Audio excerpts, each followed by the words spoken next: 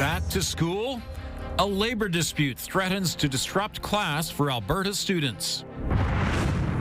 Hot weather all week long. I know that between the police and us, we'll be out there and very busy in the next week dealing with these types of calls. A warning to make sure everyone is safe. At a new center for kids to play soccer. The shortage in the city and in the province really is unbelievable. But it still may not be enough. CTV Calgary, local breaking news with Ian White. Good afternoon. The countdown is on with most students in Alberta heading back to school after the long weekend. But many families are watching closely to see if that will actually happen or if teachers will walk off the job or be locked out amid ongoing contract negotiations with the province. Terry Fikowski is live outside St. Marguerite School in southeast Calgary. And Terry, the clock is ticking. In Calgary Catholic schools are warning parents and guardians to have a plan B for childcare as both sides are set to return to the bargaining table tomorrow. That's just 1 week out from when most students across the province are set to return from summer break. But teachers can go on strike or give notice to go on strike at any point, and their employers voting on Friday whether or not to lock them out. Now in June, teachers across the province voted overwhelmingly in favor of a strike at just shy of 95% support. They have 120 days since that vote to initiate job action, making the deadline for a possible strike October 7th. Their main sticking points are addressing increasingly large class sizes, more supports for students with complex needs, and wages that keep pace with inflation. Now, the Premier acknowledges the need to deal with things like aggression in the classroom, but says the funding is adequate, so she'd like to take a closer look at how school boards are allocating funds. The president of the Alberta Teachers Association says Alberta ranks the lowest among all provinces for spending per student. The Premier used the word classroom conditions. Well, teachers' working conditions are our students' learning conditions. So class sizes, having the resources available to teachers to meet their students' needs. That's something that has been sorely lacking and underfunded over the last several years. Now, Calgary Catholic schools are planning to welcome students back for its staggered reentry starting next Tuesday and says that it is praying for a timely resolution. The public school board says that it does recognize that this uncertainty is difficult for parents and will keep updating with whatever information it can on its website, but is also planning to welcome students back on September 2nd. Ian? Lots of parents watching this closely. Thanks very much, Terry. The city is asking drivers and pedestrians to stay alert and look out for one another. Back to school means more traffic and pedestrians. The city has been implementing several measures to improve safety around schools. In some areas, lights have been added to crosswalks. Curb extensions make it easier to see children trying to cross the street. That also prevents vehicles from parking too close to the crosswalk. And signs have been added to make it clear where parents can drop off their kids. When it comes to all the improvements of engineering, education, infrastructure, all of that alone is not enough. And what we do need is safe driver behavior and safe behavior from pedestrians and cyclists as well. The city says it's important to slow down, put the phone down, and pay attention to where you are and how you're traveling. A motorcyclist has died after a crash near Sate. It happened just before midnight at the intersection of 16th Avenue and 10th Street in the Northwest. Police say the motorcyclist was speeding and failed to stop for the red light. He hit the SUV and was thrown off his bike. The 20-year-old was taken to hospital where he died from his injuries. Police are still looking to speak to any witnesses or to anyone who has dash cam footage. And police say the driver of this sports car has died. The crash happened August 17th on Deerfoot Trail near the Seaton overpass. Police say the man in his 50s was driving on the shoulder of the road. He hit a temporary road construction sign, veered into cable fencing, and went up the grassy median before being thrown from the vehicle. No update on the second person who was taken to hospital in critical condition. Calgary's forecast to get 7 days of temperatures in the high 20s and low 30s with no rain in sight. It comes after a record-breaking wet July. Jacqueline Wilson joins us from Rocky Beach in Mission, where a few people are cooling off in the water. Jackie? Yes, they are, and they are sure enjoying it. As we all know, a great way to beat the heat in Calgary is to take a dip in the river. But if you are out in the heat, it really is important that you also find some time to be in the shade as well as drink lots of water. And I know some people are really excited for these balmy days ahead, but with this warmth does come a warning from experts, and you do need to pay attention for signs of heat exhaustion, and that includes headache, nausea, dizziness, thirst, and intense fatigue. It's also important not to leave children and pets in vehicles for any amount of time. On a day like today, a car can actually reach 40 degrees Celsius in 10 minutes and nearly 50 degrees in 30 minutes. And I know that between the police and us, we'll be out there and very busy in the next week dealing with these types of calls. And at this weather, we won't be paging anyone.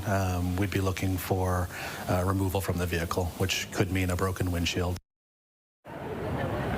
And wildfire experts, they are also quite concerned for the forecast ahead. So the Calgary forest area is actually, as of today, under a high risk for fire danger. And they say that, of course, with these hot and dry temperatures in the week ahead, that could really increase to very high or extreme. Now, there is no fire, I shouldn't say there is no, what is the word I'm looking for? There's no fire ban, excuse me, in Calgary right now. But experts do say if you are going to use a fire pit, that it is really important that you put it out properly. Ian? Absolutely. Thanks very much, Jackie.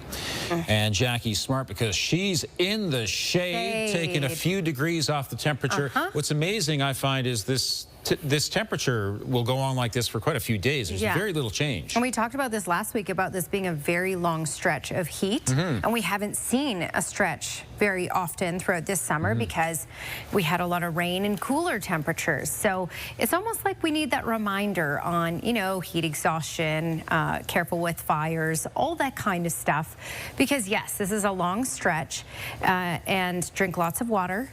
And make sure you're a little careful out there, because yes, there are no official heat warnings in place. That is really only because we're about a degree off in the city for the overnight lows. Our daytime highs are heat warning criteria, absolutely, especially coming up here. Not at the moment. 27 degrees is the current temperature and our daytime high. Your 24-hour forecast is brought to you by Fifth Avenue Volkswagen, where you can win your ride. See dealer for details or visit fifthAvVW.com. And there we go, 29 degrees for tomorrow. So even hotter tomorrow with a whole lot of sunshine. Your full forecast coming up, Ian. Thanks, Danielle. Calgary Pride is short about a third of its annual budget, with fewer corporate sponsors and grant opportunities. The charity says it's down about $300,000 and has had to cancel some events. The Pride Parade is still full steam ahead for this Sunday. Since Friday, the Pride flag has been flying at City Hall. Organizers believe tight budgets and a shift in global politics away from equity initiatives are behind the cuts. I think very obviously, you know, the consequences of the rollback of DEI has been incredibly substantial. We've seen that coming into Canada as well. There are a lot of countries or companies that do business in both countries, and so it makes sense that policies that affect one or decisions are going to affect the other side. Officials are also calling for more volunteers to join them for Calgary Pride. Most events take place this Saturday and Sunday. Calgary minor soccer players are expected to have a much-needed extra space to play in the winter as Villains FC breaks ground this week on its new indoor dome. Construction crews are digging next door to the club's existing training center on 59th Avenue Southeast, where a full-size indoor dome is set to be completed by Christmas. The $6 million project is being funded primarily by Villains members through a combination of private investments and community fundraising efforts.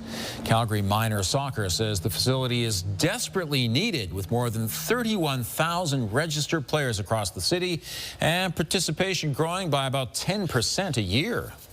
It's, you know, putting 8 teams on one pitch for a practice, having, you know, a field split into 4 for league games. And then crowded benches, it's putting more kids on roster so they can be a part of a team and potentially less playtime. The shortage in the city and in the province really is unbelievable. Our dome here, the interest that we've had over the last year and a bit, we could probably build 2 or 3 of these and have them filled. Calgary Minor Soccer estimates the city needs at least 4 more domes immediately and up to 8 more over the next 3 years to meet demand.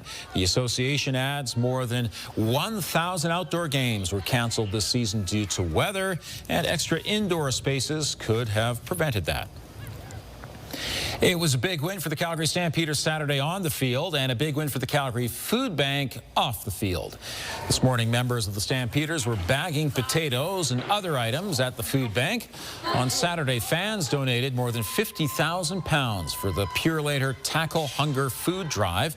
People could either bring non-perishable food items, donate cash, or tap to donate at the Stampeders game against Saskatchewan. And the Stamps defeated the Rough Riders 32-15 to sweep the season series against them. Alberta needs new doctors. Still ahead, the new program that will send doctors into the field in only a few years. And Calgary's mayor sends the premier a message about taxation. Also, if you have a news tip, text us at 10400.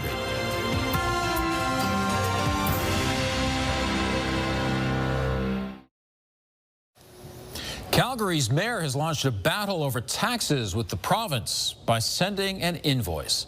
The $10 million invoice is aimed at recovering the cost of collecting the province's portion of property tax. Mayor Jyoti Gondek says the province hiked education property taxes by 15.6%, putting it nearly 3 times what Edmontonians pay. The provincial part of property tax is set unilaterally by the province and adds up to about $1 billion a year. The mayor says it's unfair for that money to subsidize the rest of Alberta. The province is not providing the services that our city needs to match those higher taxes. From public safety to transportation to community infrastructure, Calgary is left carrying the load without a strong provincial partnership. Not only is this unfair, it is unsustainable. In response, Premier Danielle Smith said she'd be happy to deal with the issue by having the province take over all tax collection. The province has created a panel to determine the future of nuclear power in Alberta. The panel will engage with industry, municipalities, and others to create a report to government. There will also be an online survey for all Albertans that will be open until September 25th. And Alberta nuclear industry would be used to produce power as well as radioisotopes to be used in medicine. The panel is made up of Indigenous business interests, experts on the business of nuclear power, and an American market research firm. Well, the power will be in use over the next few days in terms of air conditioning if people happen to have it in their home. Yes, or even the portable ones. Right. The fans. Crank them up. Crank them up. And, you know, a lot of people have been waiting for this type of heat and you know, this long stretch of sunshine. But as we already talked about, there's a responsibility to be a little careful in it as well. You know, drink lots of water. And if the heat really does affect you, then stay in the shade or indoors during those core hot hours of the day. You'll get some relief in the evening hours in most cases, in most of southern Alberta anyway. Okay, 28 degrees now in Calgary, so we just popped up a degree in this last few minutes. Just above that 30 mark, Drumheller and through Brooks and Medicine Hat and Lethbridge, and at 30 in Milk River, close enough to it in Pincher Creek. Winds are calm, sun is out, and at this moment there's no heat warning in place, but there is a special weather statement, and this goes for Claresholm, Champion, Lowman, Brooks, up through Hannah, over to Empress. Calgary, yes, is included in this as well, and then up. So the reason why we're not looking at a lot of heat warnings is because in most cases, the overnight lows will be low enough that we don't quite meet the warning criteria. But we're close enough. Let me just put this in perspective here. So you need, if you look at most of Alberta, so basically anywhere north of Pincher Creek, Lethbridge, and Medicine Hat, so most of Alberta, you need 2 consecutive days with a daytime high at least 29 and an overnight low of at least 14 degrees. We will actually be in this criteria in the city of Calgary for Wednesday and Thursday, so there may actually be a heat warning issued for us for then. We'll keep our eye on that for you. But in the far south, you need 2 consecutive days of a high of 32 and a low of at least 16. Now in the far south, we are looking at overnight lows at sometimes this week, even in those single digits. So there is some relief at night, which is a good thing. Open up the window, let the cooler air in. Less of a relief in these areas, which is why the statement is in place. And if we go up about a degree or 2 in most communities, then the heat warning is going to be issued as well. I think the key thing to look at is that we don't have the heat warning in place at this moment, but it's still going to be very hot over these next couple of days. as this ridge continues to build in and intensifies. So most communities, Wednesday, Thursday, will be into the 30s. All right, radar and satellite showing you pretty much nothing going on. Now we do have the potential of a little blip here, a little bit of cloud cover and even an isolated shower, and some models even suggesting a quick non-severe thunderstorm around that midnight hour just up the QE2. So basically between Olds and Calgary. We could even see that in Calgary, small chance of that. Again, that's at the midnight hour, and outside of that, we have nothing else going on other than Wednesday in the afternoon. You may notice some clouds moving in, but it should still be mainly sunny. So quiet, stable weather as we go through these next 5 days, really the rest of this week, and temperatures will be able to build. So 29 degrees for Tuesday, and then you can see we meet that criteria for Wednesday and Thursday with highs expected to be around 30 degrees and an overnight low of 14. So hot days, very warm nights, and then we start to slowly cool down by the time we get into the weekend into those high 20s.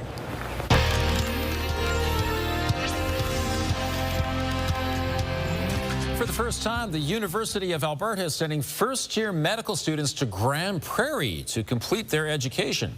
192 students are starting medical school at the U of A this year. 30 of them are enrolled in the Northern Alberta Medical Program. Students will finish their education at Northwestern Polytechnic in Grand Prairie. The U of A created the program to address shortages in the medical field, particularly in rural Alberta. Is not only graduating a larger number of students total, but it connects those students to different places where they'll be providing more broad care across the entire lifespan of patients and their family. Northwestern Polytechnic will host the students, while the U of A will be responsible for program delivery and academic accreditation. Some federal government employees are giving their workplace a thumbs down. Just ahead, an underwhelming survey of the Canadians who work as border guards and intelligence agents.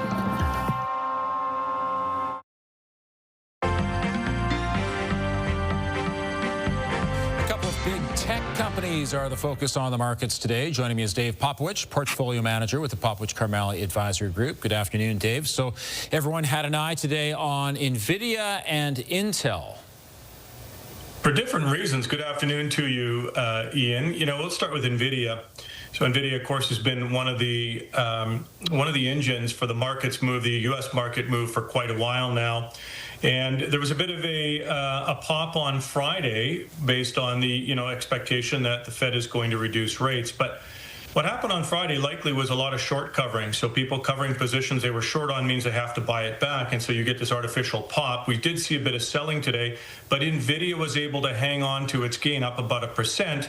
And that's because it's getting some positive reviews going into its economic reports that are going to come out, the financial reports that will come out on Wednesday. Intel, on the other hand, had a big pop on Friday when the U.S. government effectively announcing they're going to take it, or have taken, a 10% ownership stake in the company. Now, we'll see if that turns out to be the white knight that Intel needs, but certainly investors were excited again this morning, but that couldn't hold. We did see Intel finish down about 1%. Now, it's not unprecedented for governments to do this. Think about our Heritage Fund, or think about Norway's Sovereign Wealth Fund. And the Trump administration did say that the position in Intel is part of a broader strategy to build a sovereign wealth fund. So that could be interesting. Also a big milestone at the movies. Netflix has its first #1 hit at the box office. Well, isn't that a streaming company, Ian? Like, what are we talking about box offices for? But they did have, after 18 years, have their first #1 box office hit with K-pop Demon Hunters. I don't know if you saw it. I did not see it, but a lot of people did, and it took #1 position. We'll see if that's a new revenue source for them. That stock finished higher on the day. All right, Dave, thanks very much. Bye. A new survey suggests Canada's border and spy agencies are among the worst federal workplaces in the country. Just 46% of employees polled at the Canada Border Services Agency said they would describe it as a great place to work. CBSA employees also felt worse than the overall public service when it came to issues like work-life balance and being recognized for their work. Meanwhile, the Canadian Security Intelligence Service, or CSIS, scored slightly higher, with 48% of employees saying they would recommend it as a great place to work.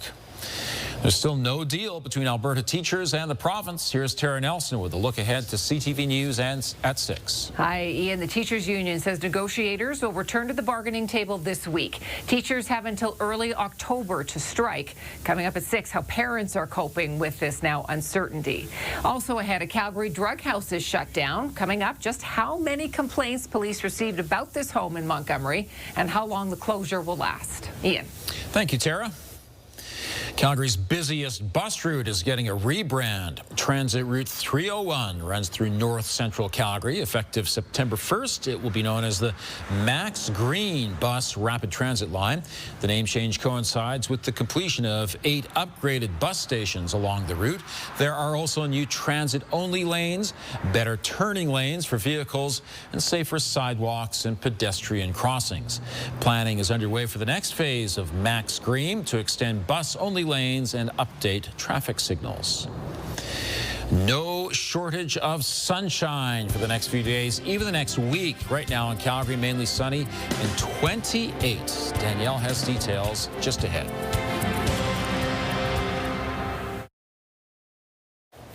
So summer is winding down, but the heat is winding up in a way, right? Yeah, and as my mom always said, go jump in a lake. Right. Which meant very different things when she said it. But I will say to you, go jump in a lake. Sure. Yeah, that'll help.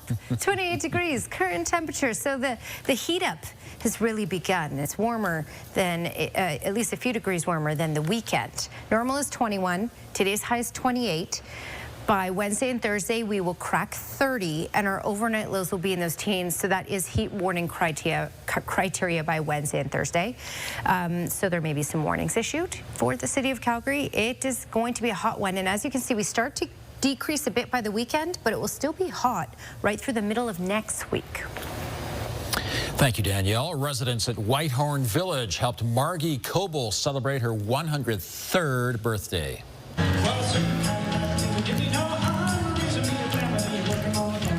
Her actual birthday was last week, but they threw her a party today. Coble says good friends, the atmosphere, and the food at Whitehorn Village, especially Whitehorn soup, have helped keep her young.